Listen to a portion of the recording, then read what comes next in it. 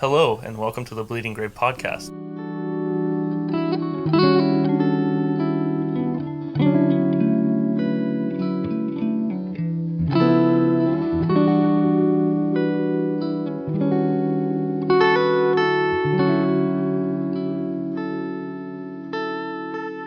All right, well, Merry Christmas to everybody who's listening to The Bleeding Grave, because this is coming out on Christmas. And don't freak out. That was just Hannah's boyfriend, Christian. I know. Your lovely hosts, Asa and Hannah, are still here. You finally get to hear Christian. You guys get to meet Christian. Say hello, Christian, to all the peoples. Hello to all the peoples. And peoples, say hello to Christian. All right. I didn't actually prepare anything for the beginning of the episode like I had said last night that I would. All I have is a bottle of schnapps that I just picked up because it goes along with our story, and I'm making Austin drink some with me. I mean, I like peach schnapps. The Fuzzy Navel, whew, fuck me up. But I'm drinking... Peach schnapps is the best schnapps. Peach schnapps is the best schnapps. We'll see how it goes with my Convicted Melon by Liquid Death. See, I almost got the watermelon pucker schnapps, but I was trying to stay at least a little... Good. On brand with the story. I almost did peppermint schnapps because Christmas, but... Did you do James and the Giant Peach? I did not, no. No, and you'll find out. It's going to be a minute, but you'll find out. I can't wait. So we got our schnapps. We got our Christian. Who is not a Christian? Who is not a Christian? That's for damn sure. I'm pretty sure everybody stopped listening by now because it's just kind of nonsense so far. Oh, it's okay. It's definitely fine. It'll be fine. We're good. I mean, right now a computer's listening, but... All right. Well, Austin, do you have anything to start us off with? I am looking real quick here. I thought I had... Nope, don't. Okay.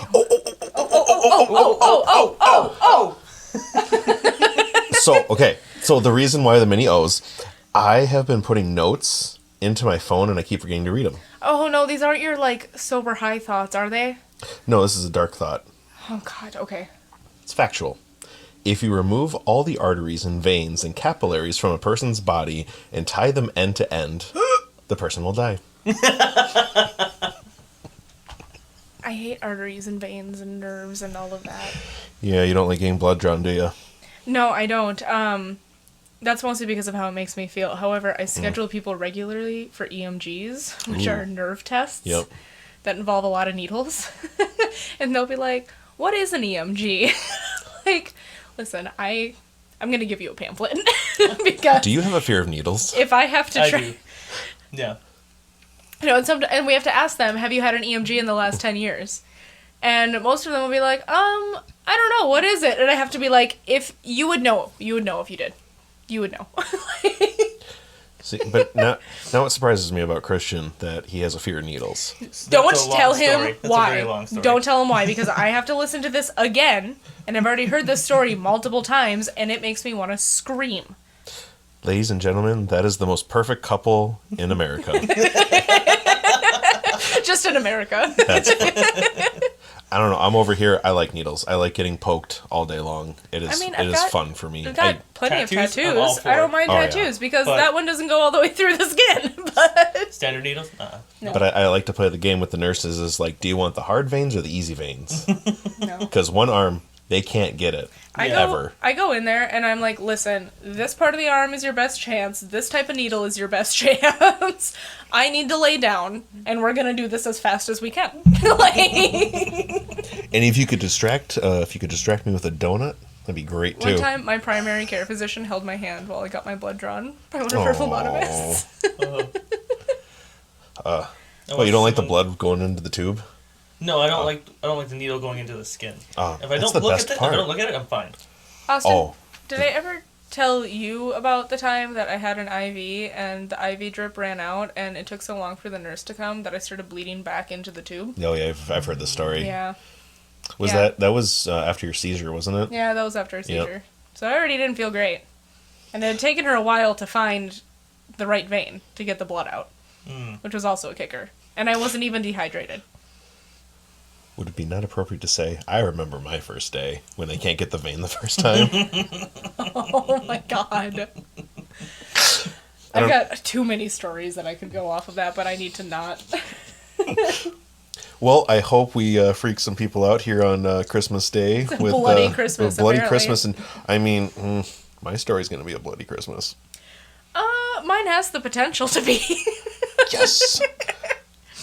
So Merry bloody Xmas to all, and to all a good fright. All right. Do you have a coin? The coin is sitting right there. Christian can flip the coin. Yes, Christian, guess. Flip the coin. It's on. So look by the computer on the thingy to the left of it. Yep. Catch. There you go. Heads. Woo!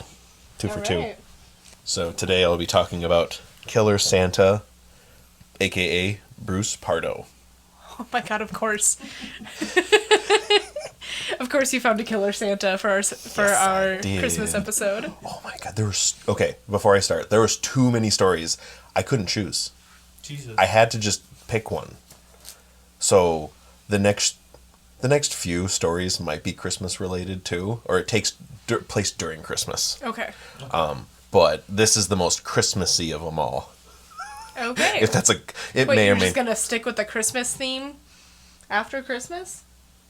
I mean, it happens around Christmas, but there's not all talk of Christmas like there is in this one. Okay. So, all right, go ahead. yes. So Bruce Pardo grew up in hate that I can never say Fernando. San Fernando. Is it Fernando? Yeah, Not Fernando? Fernando. I don't know where you get a DI in there, but it doesn't exist. San Fernando Valley. Okay. Amazing.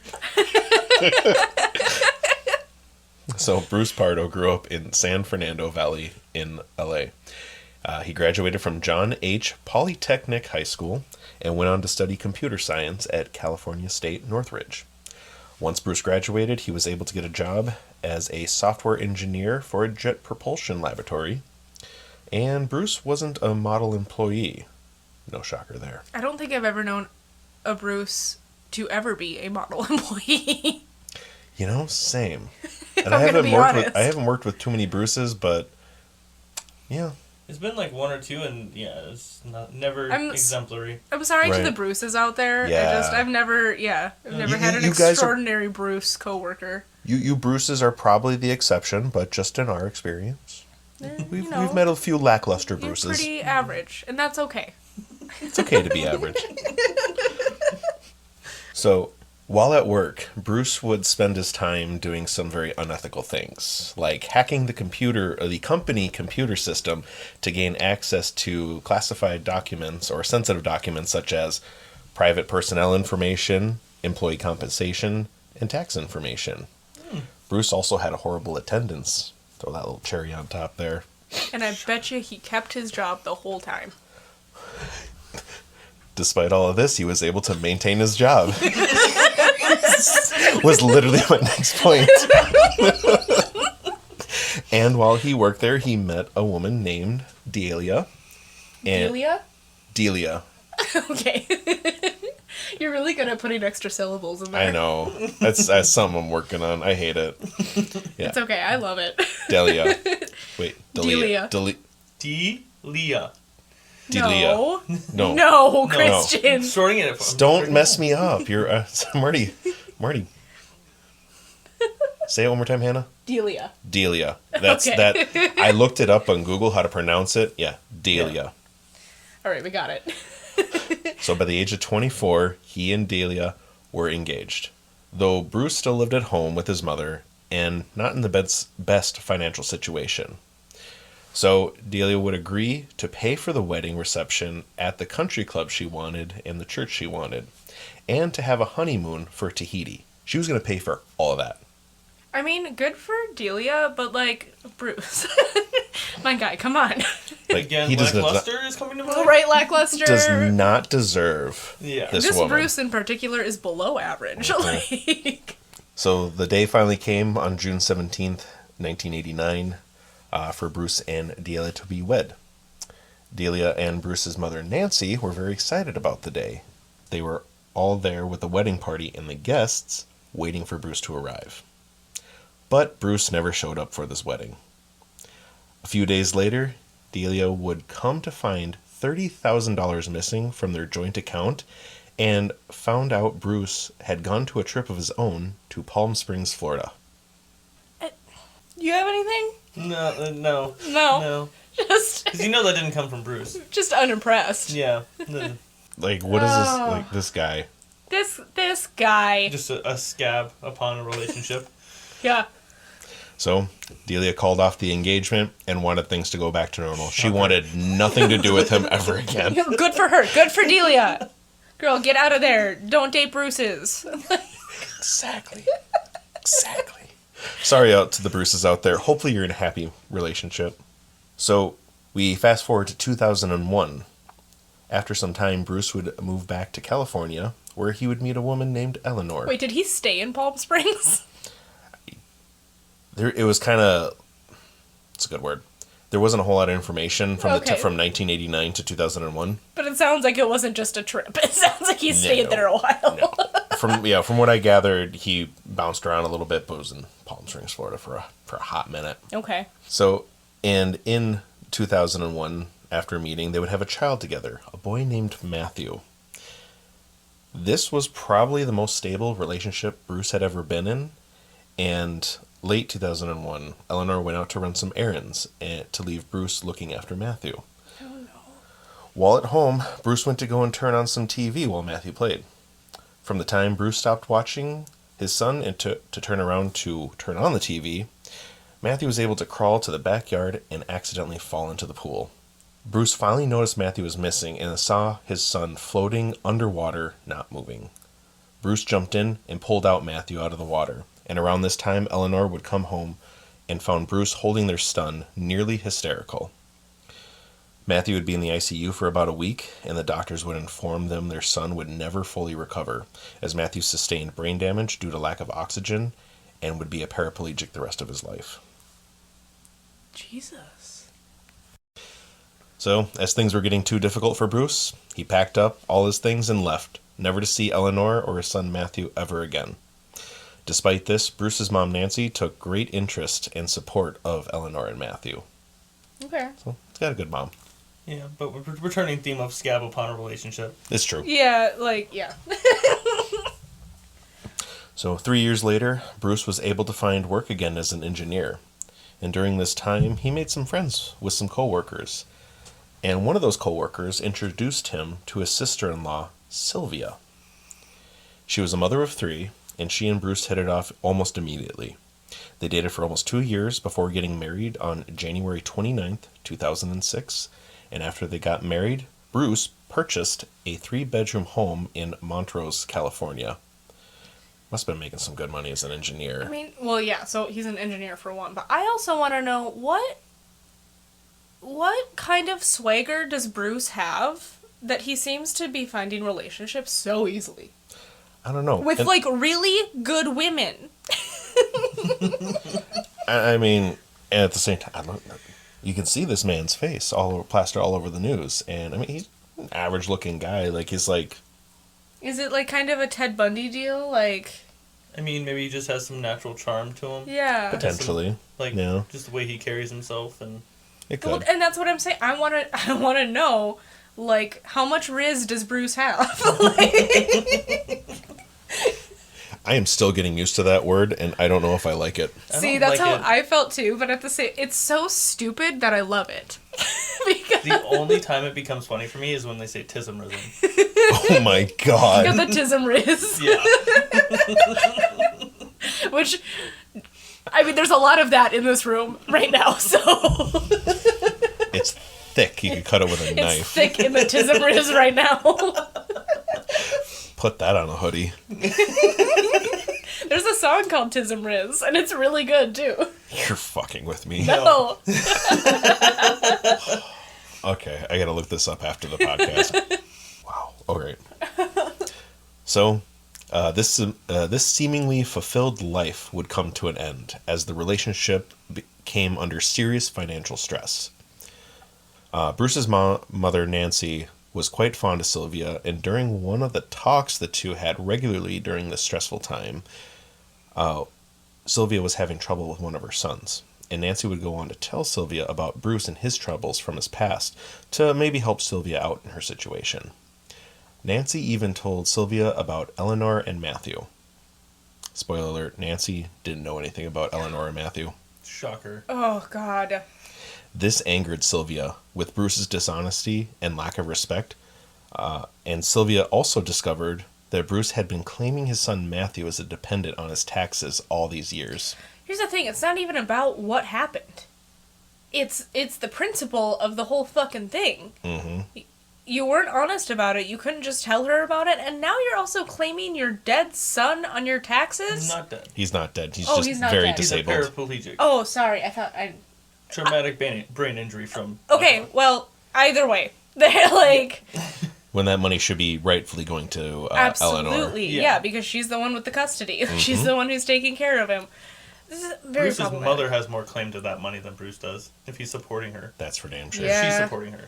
Yeah, that's true.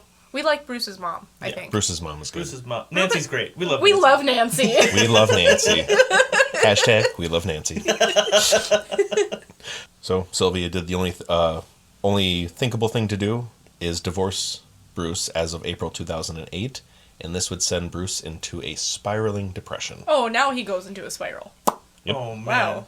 He wasn't the one to leave the relationship, so now he's going to go into depression?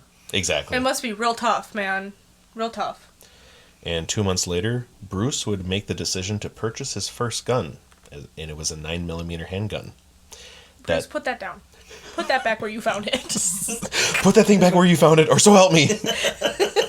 Shout out to anyone who gets that reference. The same month, on the 18th, Bruce and Sylvia would be in divorce court. Bruce was very upset during this time, as he and his mother would barely speak. Nancy would even choose to sit on Sylvia's side of the courtroom and would show little to no support for her own son. Yeah, we stan Nancy. We love her. Hashtag we love Nancy. We love Nancy. Ditto. After all the proceedings, Judge ordered Bruce to pay $1,785 per month in spousal support, and Bruce would write his first check and it would bounce. He would go on to write another check, but he put a stop payment on that and would make no other attempts to make payments.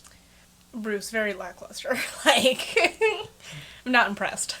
So after all this happened too, in July, Bruce would be fired from his job for clocking fraudulent hours.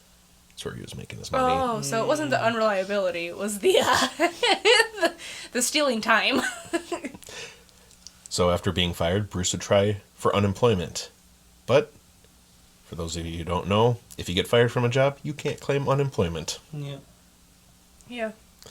Sylvia and the court were after Bruce to make the payments, since he has made Any attempts have failed. Yeah, no attempts. Continued attempts.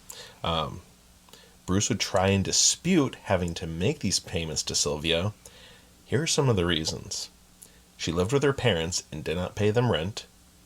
She would buy luxurious vehicles. She would take multiple trips to Las Vegas, go out for expensive meals, and even get massages regularly. I'm willing to bet one of those was true, and it was the one that didn't matter. That or she's got a really good job. But again... Devil's advocate here. Okay, yeah, devil's advocate. But regardless, it doesn't sound like he's signed over his parental rights. If he wants to hold on to those for whatever fucking reason, then he needs to pay. I don't even know if he adopted her 3 kids. He might not have any parental custody. I'm getting all the women mixed up, but yeah. Yeah, he's got one son with Eleanor Matthew, the disabled one. Okay, well... Sylvia has 3 children. If he's paying her spousal support, it's usually at that point because he was making more money than her at the end of the marriage. For clocking fraudulent hours. So Let's not forget that. So really, he dug his own grave here. He really did. So, with all that, we fast forward to August 8th.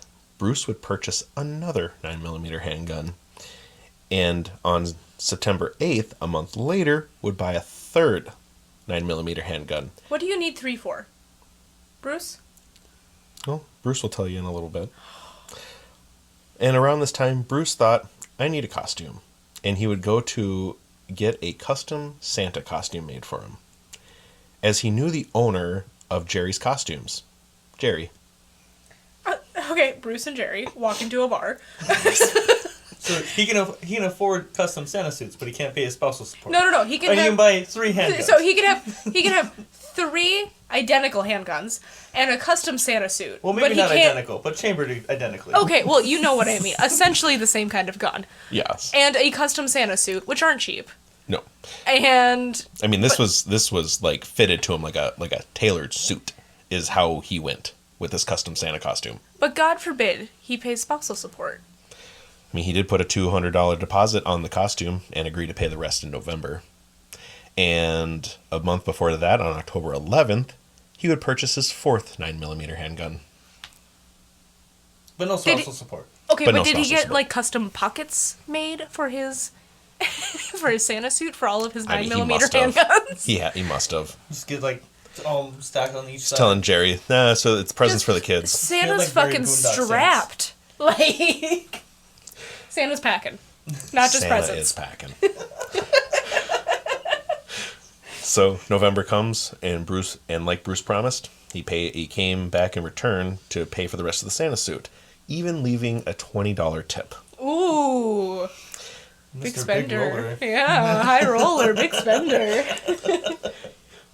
And on the 13th of November, Bruce would purchase his 5th and final 9mm handgun.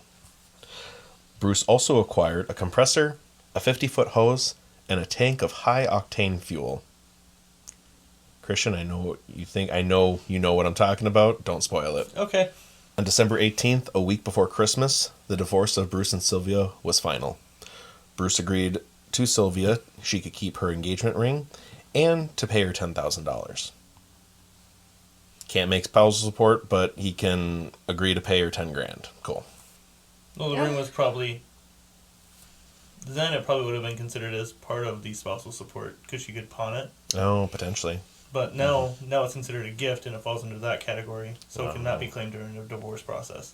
Yeah, it all depends on the state and everything too, what the engagement ring actually falls under and what it's considered. Right. All right. Well, the very next day, Bruce would book a round-trip flight to Iowa to visit an old high school friend. Then go on to rent a Dodge Caliber and a Toyota RAV4 from 2 different rental companies. Bruce would use the Dodge Caliber to get around, and then parked the RAV4 a few blocks away from Sylvia's divorce attorney's house. Police suspected Bruce. He was stalking them to target them for potentially dangerous reasons. But, oh no! What? Right? But nothing came of this. The attorney was fine. Okay, well good, but what the fuck was Bruce up to? We're about to get into it. Okay. Buckle up, Buttercup. On Christmas Eve, 2008, at 11:30 p.m., Bruce would drive to his former in-laws' house, dressed as Santa, as this is where Sylvia's family would go for Christmas Eve usually. As Bruce came up to the door, Sylvia's 8-year-old niece would see Santa walking up the driveway with a wrapped gift and got very excited and went and ran to open the front door. I'm not excited. I'm not excited right now at all. This sounds terrible. Can I guess what was in the wrapped gift? Hold on.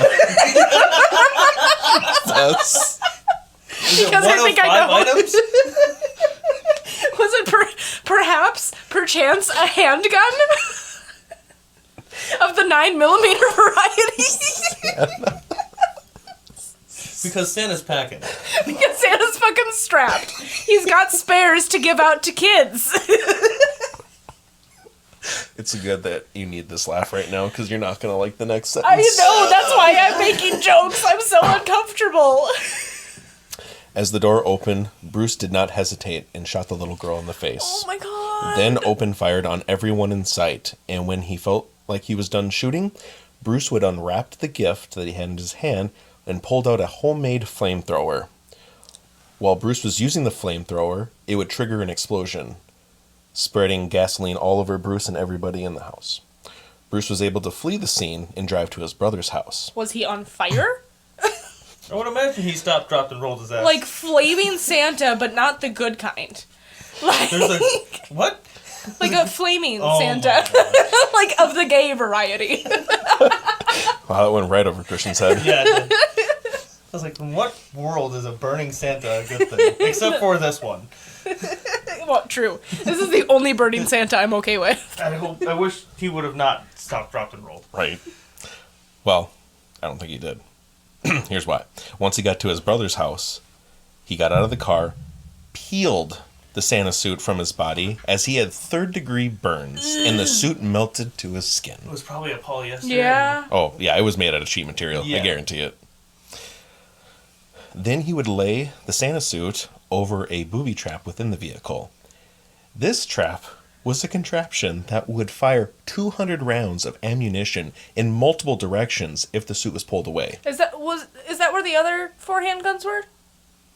Like, No, this is like literally like a contraption where I don't know how to explain it. Really, it's like a disc and there's just a bunch of ammunition and he has it like rigged up. I suppose he's an engineer. Yeah.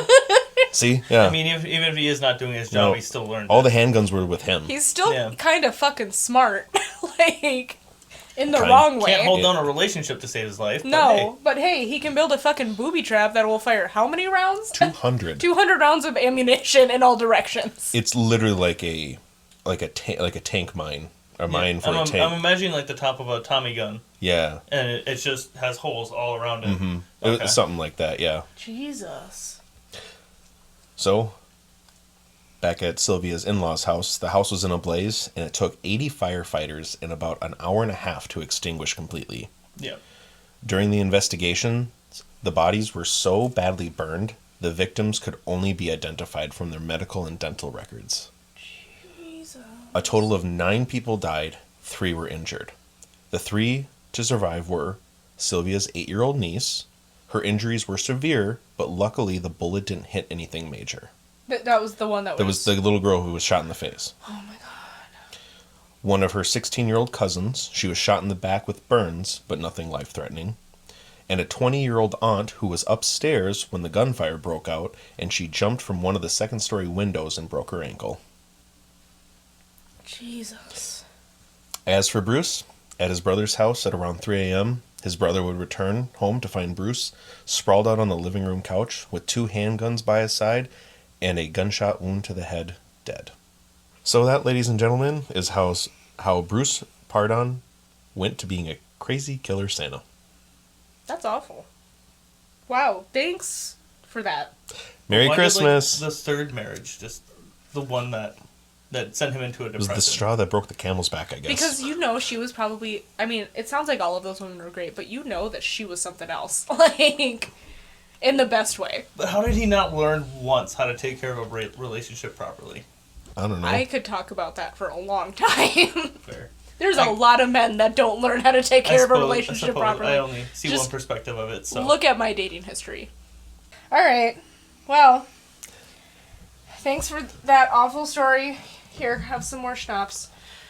I will have more schnapps. I didn't mention it at the beginning, but the schnapps has to do with my story. Yes, you Oh, mentioned I it did like mention it? 3 times in the beginning. Oh, I thought I just told you. No. No. We were definitely recording when you were talking about your schnapps. Alright, well, you're drinking more because it has to do with my story. Oh my God, I am like just uber curious as to why, and I really wanted you to just tell me. Alright. Well, here's the thing. Sparked my curiosity. It needs to be filled. Bottoms up. Okay, bottoms up, So bottoms up. Here's the thing. Once a year, in a lot of cities across Europe, there's a night where many devilish creatures run through the streets and chase and scare anyone they decide is their victim. Sounds like a good night. These creatures have horns on their head and the face of a devil, with a long snake-like tongue. Their bodies are covered in fur, and they stand on 1 human foot and 1 cloven hoof. I know it. Yes! December 5th is the night that Krampus comes to town to visit the misbehaved children of the Alps in Europe. Is it Krampus or Krampus? I don't know. I'm pretty sure it's Krampus. I'm pretty sure it's Krampus. So, Could be both. There's Could a lot be of both. variations. yeah. However you feel, child. It's However you probably feel. it's probably gonna vary because there's lots of words that have the name Krampus in it. Oh, okay. So we'll see. But Okay. yeah, so Krampus. Now, okay, I'm doing it a few weeks late.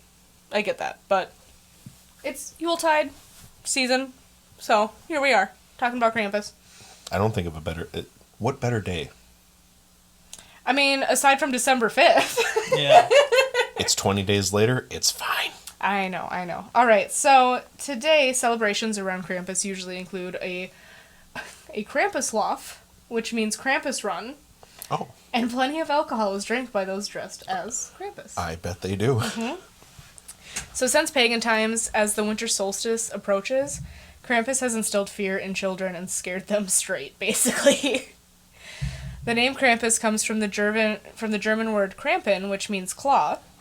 And Krampus was believed by pagans to be the son of the Norse god Hel, who rules the underworld. So, on the night of December 5th, Krampus visits children who have been bad and punishes them. As he should. So those who have just misbehave a little get beaten with birch sticks. While those that were particularly bad were hauled off in the basket that Krampus carries on his back. Dude, fuck them kids. And then those who were taken may have also been eaten by Krampus. It was generally believed that they were eaten. Yeah. It varies. That was what scared the children. It varies. Not the kidnapping. It varies from place to place and from, like, time period to time period, but... Yeah. Of course. I always consider the Krampus like the Europe version of Slendy Boy. In a way. I guess.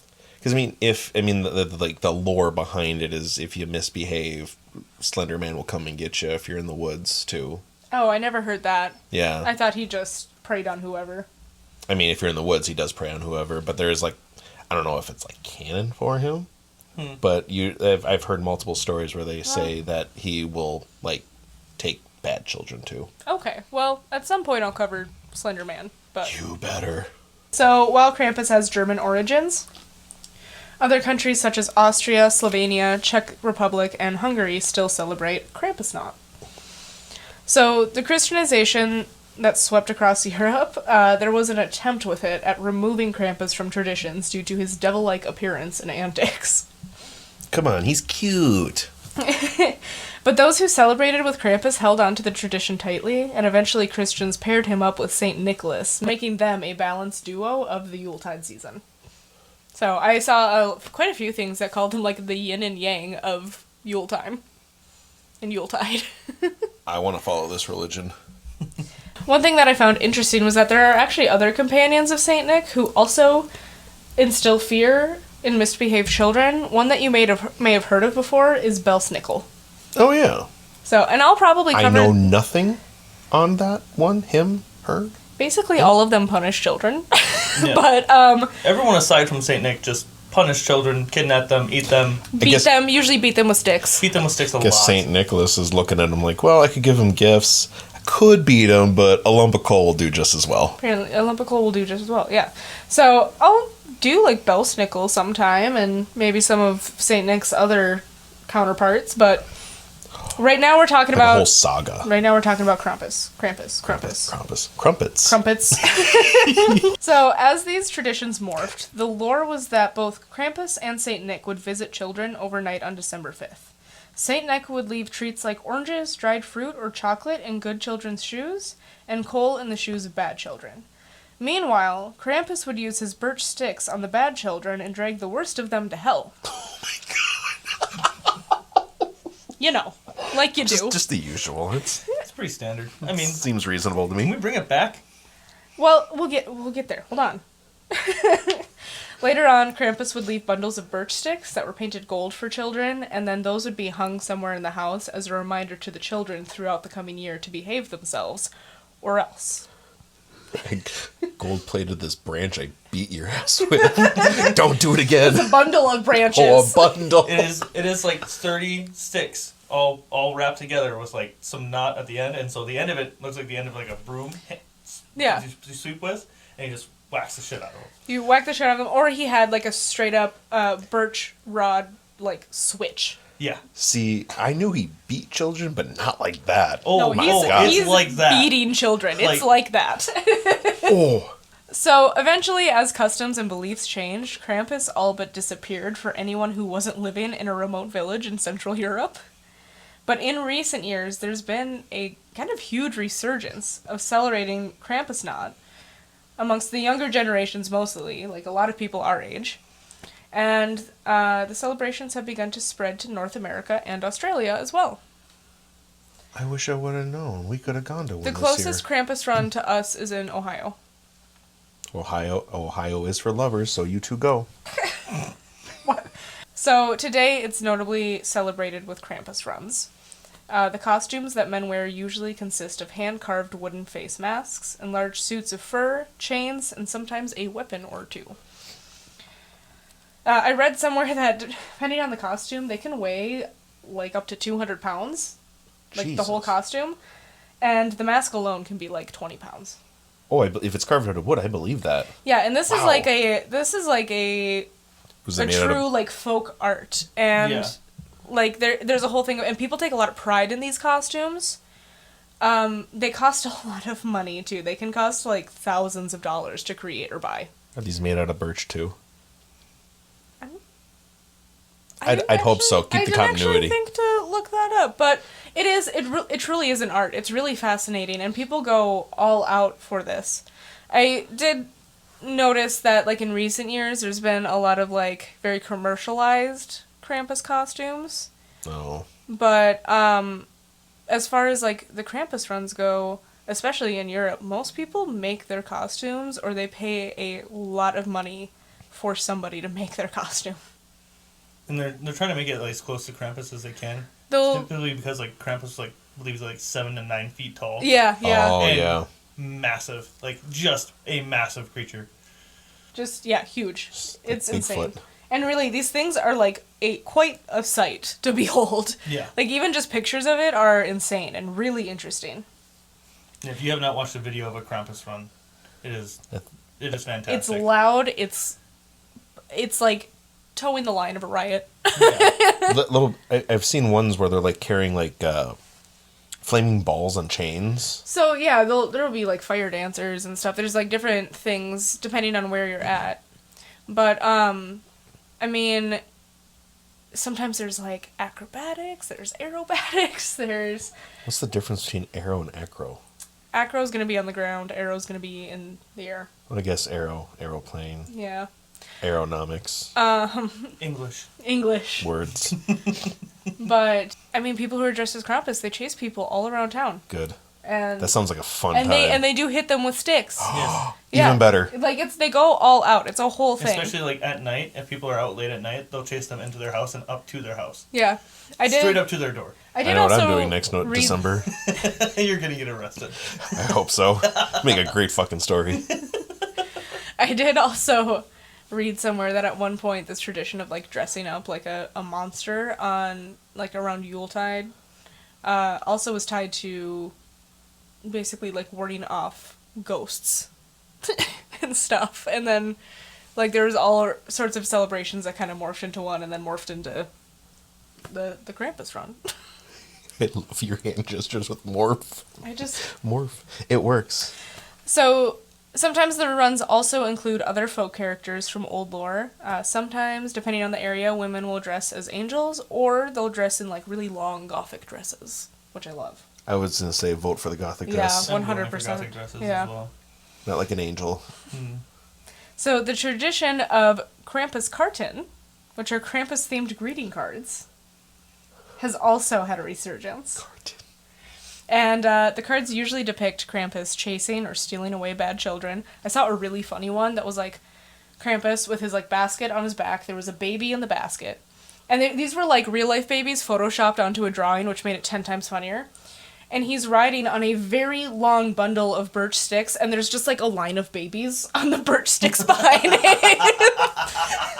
I'll have to find it. It was super funny. Yes, please. It was so chaotic. Oh my god. I'd live for that. That, so unhinged. Yeah, so usually, he's chasing or stealing children or beating them or whatever. Sometimes... Or whatever. It is an all-encompassing thing. the things that Krampus does, what Krampus gets up to. He be doing his thing. Leave him alone. But sometimes, if the card also features a woman, the image will usually include some sort of innuendo. If you know what I mean. Pray tell, Hannah. I couldn't find any specific examples. The closest I found was a description of some cards from, I want to say it was either the late 1800s or early 1900s, of one where there was actually, like, a woman dressed up as Krampus beating a man. Oh. Or a very large woman, like, holding a little Krampus in between her fingers. The article said, like, go where you want with that political message. Oh, but I love it. Oh, God. So, in recent history, the Night of Krampus has happened to coincide with days that refugees have been arriving in small alpine towns. So, in an attempt to not scare the people who are looking for a safe place to live, while also not putting a stop to their beloved tradition, the children and families who were new to town were invited to come and learn about Krampus and the traditions, the costumes, and the props. Like, learn, like, the ins and outs of the whole thing. I'm so in. And I have to imagine that they were invited to join if they wanted to. Join into the festivities and everything. Like, hey, so you don't think we're weird? Right, they basically were like, we don't want to force it onto them, but we don't want to get rid of our own traditions because of it. Like, we want, like, obviously their traditions are welcome here, but we're not going to get rid of ours, so let's teach them about it. And it's that easy, people. It's true, it truly is I was that gonna say, easy. I'm like, It's crazy. oh, wait, you can do what you want and not hurt other people? I'm telling you, people in the mountains are built different, they just get it. Like, Oh, I know where I need to move now. you need to become mountain people. So, with that, that's the end of it. It's going to be a short episode. The reason we're drinking schnapps is because it is customary that if you run into Krampus, you offer him schnapps. Oh. And also, sometimes you leave it out overnight, similar to how we leave out milk and cookies for Santa. You leave out schnapps and spirits for Krampus. Gotta get his drink on. I think Santa also likes whiskey, if I remember correctly. Does he? I think it was something like whiskey. Yeah, something similar to that. Yeah. I mean, makes sense. So maybe carry a little bottle of schnapps with you in December, just in case. You never know when you're going to run into a Krampus. And also make sure to wear your brown pants.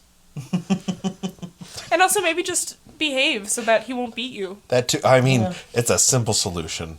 Right, it's But pretty it's easy. but it makes too much sense. Right. I like the earlier plan we had. Schnapps, brown pants, go for it, kids. So that's it. That's Krampus. That's what I got. I could have done more. My brain wasn't working. It's been a busy week. So here we are.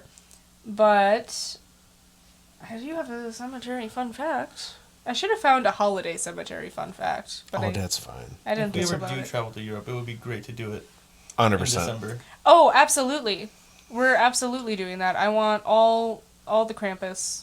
I want to be up in the mountains with So we'll something that has one hoof and one human foot chasing me. Specifically. Well, it's also like, it's more than just the Krampus run as well. Well, yeah. It's usually like a whole event. There's like a whole festival, and Yeah. there's things. There's plays, there's just all sorts of stuff. And like the small rural, like remote towns up in the Alps are where to go for it. Oh, yeah. Because they're Don't the go ones where the tourists go. Go they're where the- the locals go. They're the ones who have been doing it this whole time and probably never stopped. And if they did, it was only for a short amount of time. So, We gotta go. all right. So this one's about funeral processions, which is really funny because I have a good story Wait, about running into processions or processions? processions. Okay. I did not hear that right. Yeah. I was Yeah. like, are we possessing people at funerals and nobody's told me?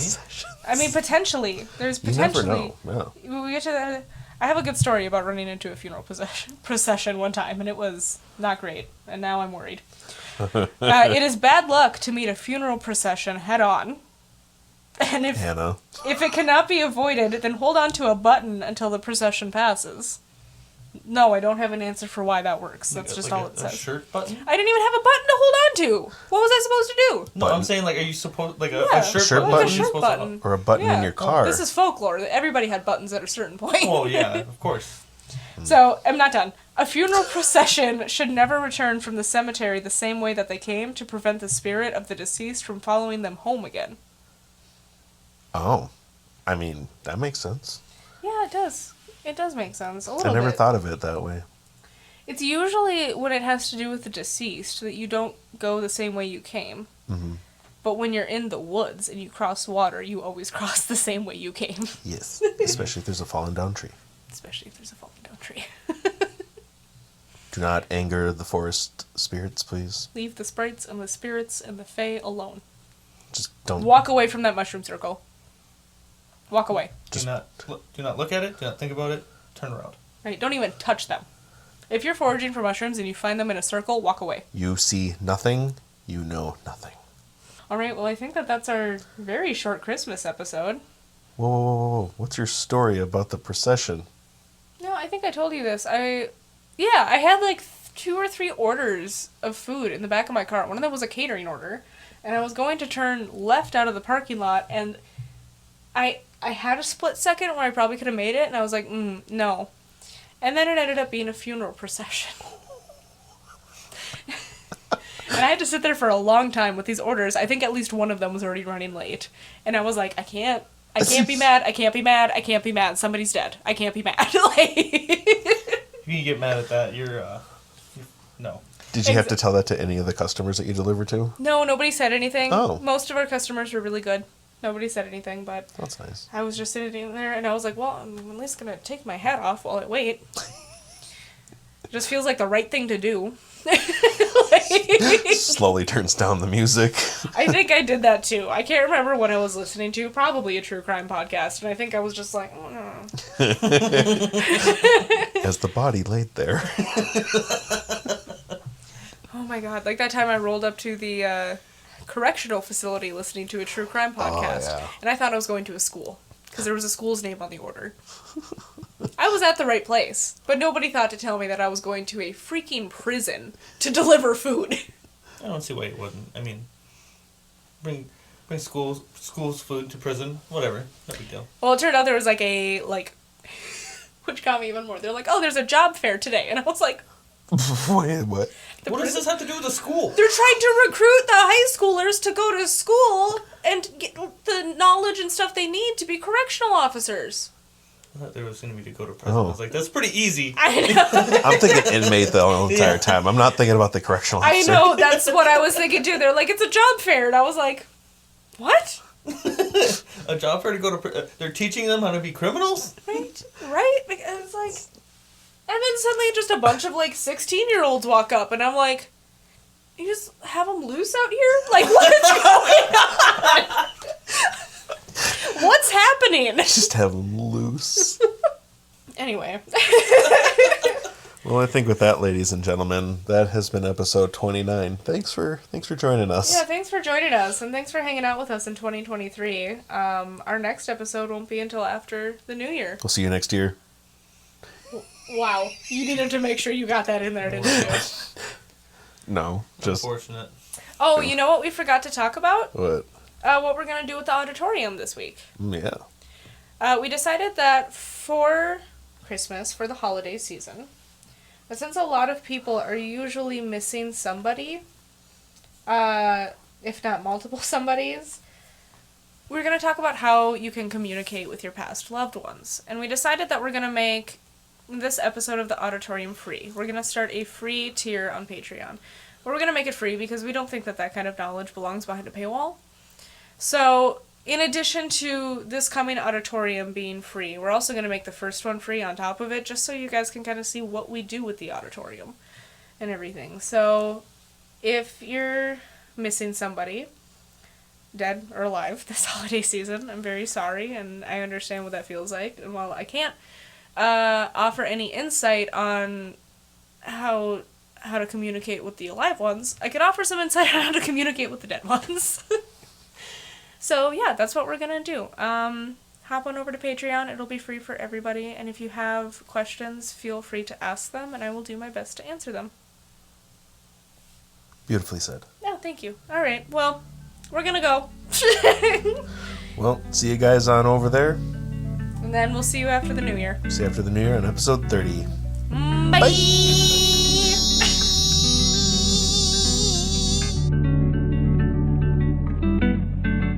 The Bleeding Grave is hosted by Hannah Slavic and Austin Wenger. Music by Hannah Slavic. You can find us on social media on Facebook, Instagram, and Twitter. You can listen to The Bleeding Grave on Spotify, Pandora, iHeartRadio, Amazon Music, and more.